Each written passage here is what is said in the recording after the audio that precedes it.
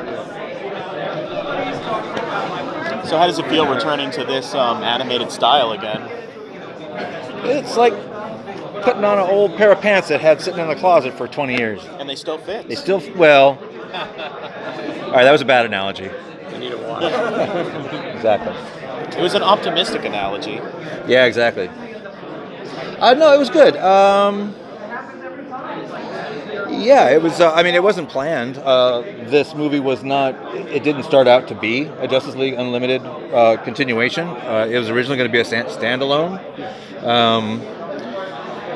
The dirty secret of these movies is that they're done on a very tight budget and very tight schedule. So we really, really rely on having to use our old stock characters and stock vehicles and backgrounds and things from previous productions. So it kind of limits what we can do design-wise for a movie.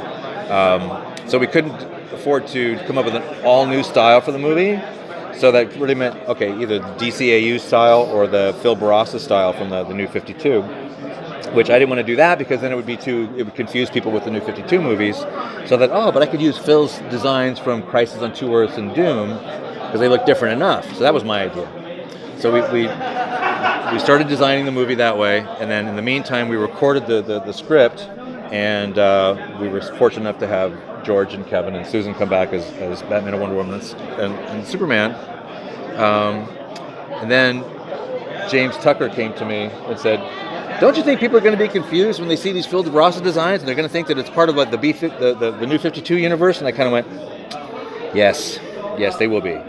So at that point, we were already like 2 weeks into designing the show. So just to make up for lost time, their only solution at that point was just to go back to the Justice League Unlimited designs. So at that point, since we already had Kevin and George and Susan, we said, okay, now we're going to shift gears. We're going to totally make this in the Justice League Justice League Unlimited universe. So we had to do a couple tweaks in the script, which we fixed in ADR, but that was it. I mean, it actually fit very, very easily in the continuity of what we had done before. So, like I said, it wasn't planned to do that, but I was happy to do it. And the more we did that, the more we leaned into it, the more fun it became for me. So, when it came to hiring a composer for the movie, it made sense to go back to the dynamic music partners and go back to that Justice League Unlimited sound. So it was all kind of like a high school reunion or something, but more fun. They did the original show, right? Yes, they sure did. Yep. Yeah. That kick-ass theme song. Oh yeah. Which everybody hated when it first came on. Really? Of course they did, because it was different. It had guitars in it. They go, what's this? It's very unlike the internet to be mean about something that's new. Do you think? Shocking. I know. Resisting new things. Is there a continually discussion with like WB or DC about kind of creating original stories versus adapting stuff that's obviously... I know sales are a part of it. Hush is coming up and we all want to see Hush, but sure. You personally, what is your preference, and does that discussion get further than just like, I'd like to do something totally, wholly original? Well, this one was. This one was an original idea. It started from like nothing. It started from, okay, we have to do a Justice League story. What do we do? What haven't we done? And literally at that point, we were sitting in a room kind of like flipping through the DC Who's Who, going, God, which villains haven't we used? And I hit the Fatal Five, and I went, it's always good to have a group of villains instead of just like one major villain and a bunch of, stormtroopers. So I said, I like the Fatal Five. And I said, time travel, yeah, because they're from the future. Maybe something there. So, I like doing the stories from scratch. It's both easier and harder to do something based on an existing property, because it's, on one hand, you're not starting from a blank piece of paper. You're starting from something that's hopefully really solid. But then it's like, okay, how true do you stay to it? If you change something really important, are the fans going to hate it? Or if you fix it, will the fans like it or will they not like it? So there's pluses and minuses both ways. Probably I'd prefer to just do originals, but You had to switch things up with the heroes too. Like you got Mr. Terrific in this one, you got this one. What's it like to kind of bring new heroes in every now and then and have that with Justice League? Again, it's not a preference. It's an apples and oranges thing. When we first started talking about the story, it wasn't intended to be a Justice League Unlimited continuation. If it was, I probably would have come up with a completely different story. It probably wouldn't be about Jessica Cruz and Starboy. But I mean, it's just each one is different, you know. I mean, I like using the familiar characters. I also like using the deep bench characters. I love going, you know, using really weird, obscure DC characters as well. So it's, you know, fortunately I get to have my cake and eat it too, you know, if I wait long enough. So. Do you get to go very deep bench on this one? A little bit. Fatal 5 is already Kind of, and then there's Legion of Superheroes, so, you know, that means some of them will show up, and it may not be all the ones you expect. So we'll see.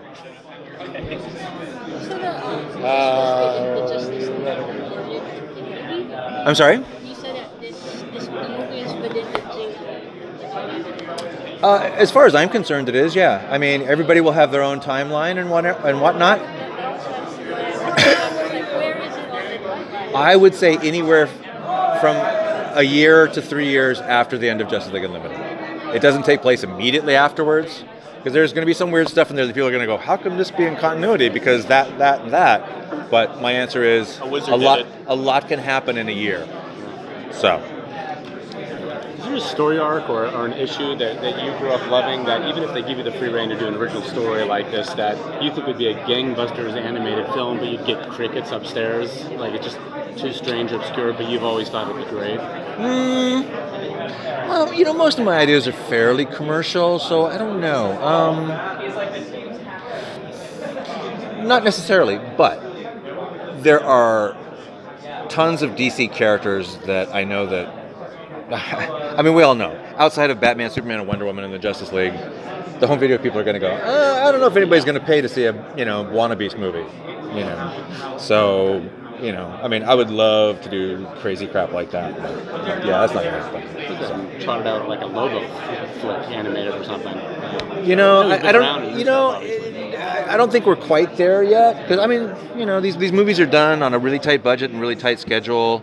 The budgets are low enough that we can take a little bit more chances than the $100 zillion dollar tentpole movies.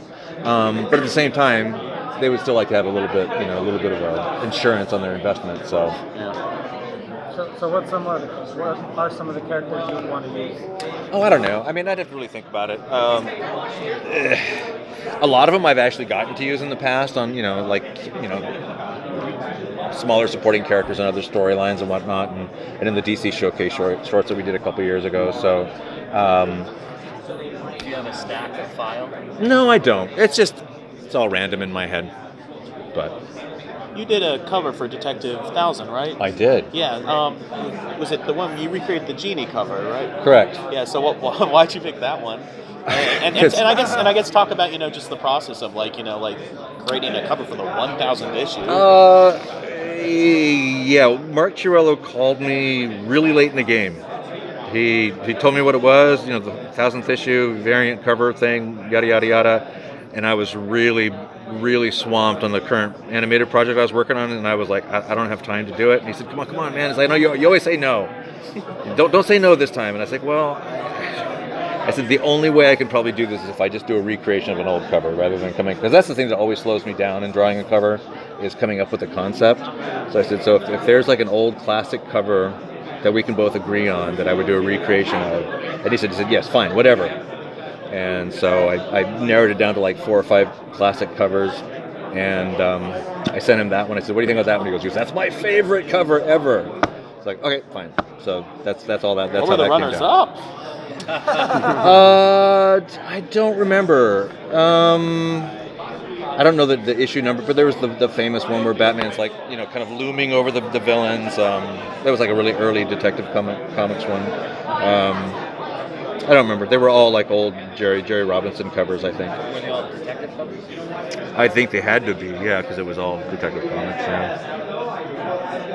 In your opinion, in The Killing Joke, do you think the Joker kills Batman as the first time you read it? The first time I read it? I don't know if I did. That's a good question. I remember looking at the staging and thinking it was odd, and thinking, okay, is he breaking his neck, or is he just leaning on him because he's laughing? And I think I voted in my own head that, yeah, I think he's just leaning on him like he's laughing. So, but that's what I thought back then. Don't ask me what I think now. Speaking of kind of going to different mediums for Batman and stuff, I'm sure you probably are a fan of a lot of the feature stuff as well, like any of us are. You know, well, not all of it, but you know, you're a fan. You watch his stuff, you enjoy it. Do you have any hopes, unless you already know, do you have any hopes of kind of what this next live-action Batman they use villain-wise? just as a fan yourself of the Rose Gallery, what do you think would work? I don't know. I have no idea. I don't know. I mean, I have hopes, but I'll just be happy to be surprised to see what they do. I just hope it's not the Joker again. I agree with you.